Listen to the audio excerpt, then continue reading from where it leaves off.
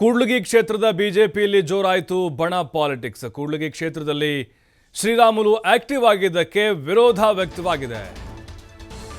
ಮಾಜಿ ಸಚಿವ ಶ್ರೀರಾಮುಲು ಈಗ ಆಕ್ಟಿವ್ ಆಗಿದ್ದಾರೆ. ಎಲ್ಲಿ?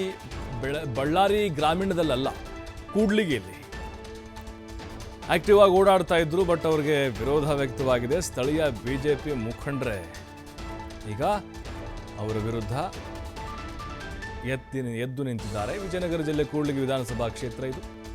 20 ವರ್ಷಗಳಿಂದ ಬಿಜೆಪಿ ಪಕ್ಷಕ್ಕಾಗಿ ನಾವು ದುಡಿದಿದ್ದೇವೆ ಅಲ್ಲಿನ ಸ್ಥಳೀಯ ಬಿಜೆಪಿ ನಾಯಕರ ಮಾತು. ಮುಂದಿನ ಚುನಾವಣೆಗಳಲ್ಲಿ ಸ್ಥಳೀಯರಿಗೆ ಟಿಕೆಟ್ ನೀಡಬೇಕು. 2028 ಮಾತಾಡ್ತಿರೋದು. ಶ್ರೀರಾಮುಲು ಕೂಡ್ಲಿಗಿ ಕ್ಷೇತ್ರದಿಂದ ಸ್ಪರ್ಧೆ ಮಾಡದಂತೆ ವಿರೋಧವನ್ನು ವ್ಯಕ್ತಪಡಿಸಿದ್ದಾರೆ. ಕೊಟ್ಟೂರೇಶ್ವರ ರಥೋತ್ಸವಕ್ಕೆ ಪಾದಯಾತ್ರೆ ಪಾಲಿಟಿಕ್ಸ್ ಅನ್ನು ಶುರು ಮಾಡಿದ್ದಾರೆ. ಶ್ರೀರಾಮುಲು ನೇತೃತ್ವದಲ್ಲಿ ಒಂದು ಗುಂಪು ಪಾದಯಾತ್ರೆ ಶುರು ಮಾಡಿದೆ. ಸೂರ್ಯಪಪ್ಪಣ ನೇತೃತ್ವದಲ್ಲಿ ಮತ್ತೊಂದು ತಂಡ ಪಾದಯಾತ್ರೆ ಶುರು ಮಾಡಿದೆ. ಶ್ರೀರಾಮುಲುಗೆ ದೊಡ್ಡ ಸವಾಲಾಗಿದೆ ಸ್ಥಳೀಯ ಬಿಜೆಪಿ ಮುಖಂಡರ ಈ ನಡೆ. ನೋಡಿ, ಕೂಡ್ಲಿಗಿಯಲ್ಲಿನೇ ವಿರೋಧ ವ್ಯಕ್ತವಾಗ್ತಾ ಇದೆ ಶ್ರೀರಾಮುಲುಗೆ.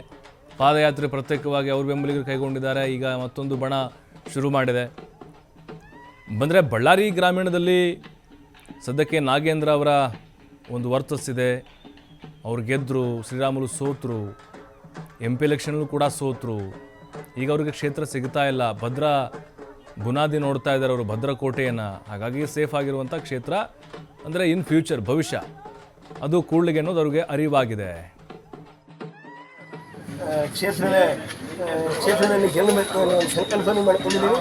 ಅದೇ ರೀತಿ ನಮ್ಮ ಸಮಸ್ತ ರೈತ ಬಾಂಧವರಿಗೆ ಉತ್ತಮ ಮಳೆಯಾಗಿ ಉತ್ತಮ ಬೆಳೆ ಬಂದು ಬೆಳೆದಂಥ ಬೆಳೆಗೆ ಉತ್ತಮವಾದಂಥ ಬೆಲೆ ಸಿಗಲಿ ಅಂತೇಳಿ ಒಂದು ಸಂಕಲ್ಪ ಮಾಡಿಕೊಂಡು ಸರ್ವರಿಗೂ ಆರೋಗ್ಯ ಐಶ್ವರ್ಯ ಕೊಡಲಿ ಅಂತೇಳಿ ಬಸವೇಶ್ವರನಲ್ಲಿ ನಾವು ಪ್ರಾರ್ಥನೆ ಮಾಡಿಕೊಂಡು ನಮ್ಮ ಮಂಡಲದ ವತಿಯಿಂದ ನಾವು ಕೂಡ ಪಾದಯಾತ್ರೆಯನ್ನು ನಾವು ಮಾಡ್ತೇವೆ. 21ನೇ ತಾರೀಕು ರಾತ್ರಿ 8 ಗಂಟೆ ಪಾದಯಾತ್ರೆ ಮಾಡಬೇಕಂತ ಮಾಡಿದ್ವಿ. ಅವರು ನಮ್ಮ ರಾಜ್ಯದ ನಾಯಕರು, ನಮ್ಮೆಲ್ಲರ ಸಹೋದರರು ಕೂಡ.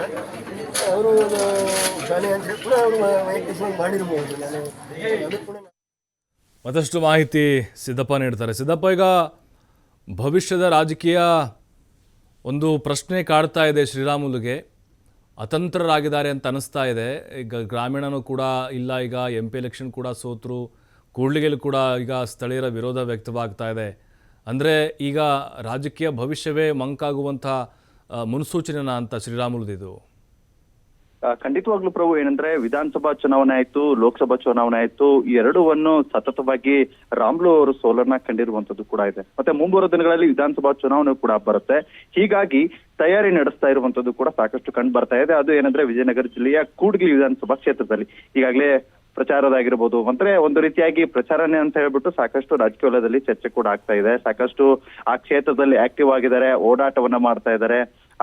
ಅದೇ ಕ್ಷೇತ್ರದಲ್ಲಿ ಯಾವ್ದಾದ್ರು ಒಂದು ಕಾರ್ಯಕ್ರಮಗಳಿದ್ರೆ ಸಾಕು, ಆ ಕಾರ್ಯಕ್ರಮಗಳಲ್ಲಿ ಹೋಗಿ ಭೇಟಿ ನೀಡ್ತಾ ಇರುವಂತದ್ದು ಹೆಚ್ಚಾಗಿ ಕಾಣ್ತಾ ಇದೆ. ಹೀಗಾಗಿ 20 ವರ್ಷಗಳಿಂದ ಪಕ್ಷಕ್ಕೆ ದುಡಿದಿರುವಂತಹ ಕೂಡ್ಲಿಗಿ ಕ್ಷೇತ್ರದಲ್ಲಿ ಬಿಜೆಪಿ ಮುಖಂಡರು ಮತ್ತು ಶ್ರೀರಾಮುಲು ಅವರ ನಡೆಗೆ ಸಾಕಷ್ಟು ಅಸಮಾಧಾನವನ್ನ ಕೂಡ ವ್ಯಕ್ತಪಡಿಸ್ತಾ ಇದ್ದಾರೆ ಅಂತಾನೆ ಹೇಳ್ಬೋದು. ಮತ್ತು ಅಲ್ಲಿ ಟಿಕೆಟ್ ಆಕಾಂಕ್ಷಿಗಳ ಸಂಖ್ಯೆ ಕೂಡ ಹೆಚ್ಚಾಗಿದೆ.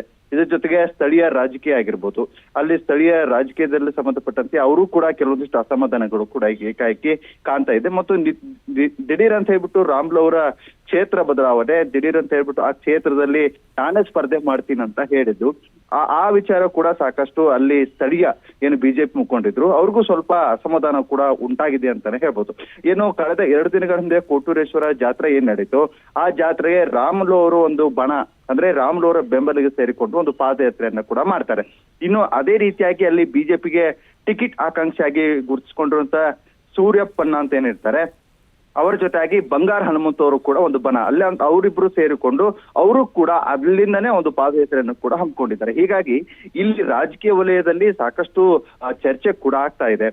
ಸತತವಾಗಿ ಸೋಲನ್ನ ಕಂಡಿರುವಂತಹ ರಾಮುಲು ಅವರು ಮುಂದಿನ ಚುನಾವಣೆಯಲ್ಲಿ ಕೂಡ್ಲಿಗಿ ಕ್ಷೇತ್ರದಿಂದ ಸ್ಪರ್ಧಿಸ್ತೀನಿ ಅಂತ ಕೂಡ ಹೇಳಿದ್ದಾರೆ. ಆದ್ರೆ ಅಲ್ಲಿ ಸ್ಪರ್ಧಿಸಿ ಗೆಲ್ಲುವ ವಿಶ್ವಾಸವನ್ನ ಹೊಂದಿದ್ದೇನೆ, ಆಮೇಲೆ ನನ್ನ ಕಾರ್ಯಕರ್ತರು ಕೂಡ ನನ್ನೊಟ್ಟಿಗೆ ಇರ್ತಾರೆ ಅನ್ನುವಂಥದ್ದು ಕೂಡ ಹೇಳಿದ್ದಾರೆ. ಆದ್ರೆ ಸ್ಥಳೀಯ ಬಿಜೆಪಿ ಮುಖಂಡರಿಗೆ ಭಾರಿ ವಿರೋಧವನ್ನ ಕೂಡ ವ್ಯಕ್ತಪಡಿಸ್ತಾ ಇದ್ದಾರೆ. ಯಾಕಂದ್ರೆ ಇಲ್ಲಿ ನಾವು ಸಾಕಷ್ಟು ಕ್ಷೇತ್ರದಲ್ಲಿ ಓಡಾಟವನ್ನ ಮಾಡ್ತಾ ಇದ್ದೀವಿ, ಜನರ ಸಂಪರ್ಕದಲ್ಲಿ ಇದ್ದೀವಿ. ಮತ್ತು ದಿಢೀರ್ ಅಂತ ಹೇಳ್ಬಿಟ್ಟು ಒಬ್ರು ಶ್ರೀರಾಮುಲು ಅವರು ಈ ಕ್ಷೇತ್ರಕ್ಕೆ ಬರ್ತಾ ಇರೋದು ಎಷ್ಟರ ಮಟ್ಟಿಗೆ ಸರಿ ಅಂತ ಹೇಳ್ಬಿಟ್ಟು ಕಾರ್ಯಕರ್ತರಲ್ಲಿ ಸಾಕಷ್ಟು ಗೊಂದಲ ಕೂಡ ಉದ್ಗಂಡ ಆಗಿದೆ ಅಂತ ಹೇಳ್ಬೋದು.